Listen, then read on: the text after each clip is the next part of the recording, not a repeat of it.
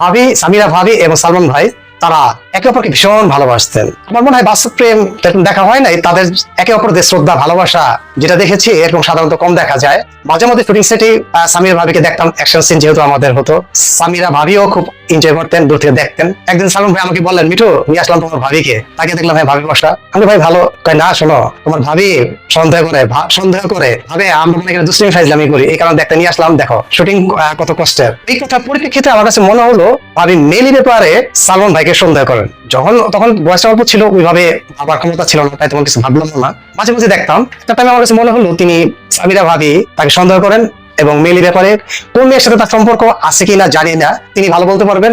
আর পাশাপাশি ডন ভাই তার ফ্রেন্ড ছিলেন, আরেকটি বন্ধু ছিলেন তার খুব কাছে, তারাও বলতে পারবেন।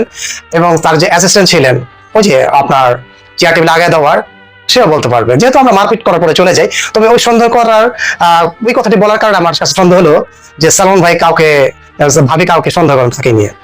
বন্ধুরা দেখুন, নায়ক নায়িকার প্রেমগুলো এমন আমরা দেখতে পাই না, আমার মনে হয় কেউ দেখতে পায় না। যে যার মতো কাজ করে, কাঁধে ফিরেও তাকায় না, কারণ ভিতরে ভিতরে কি আছে তারাই ভালো জানেন।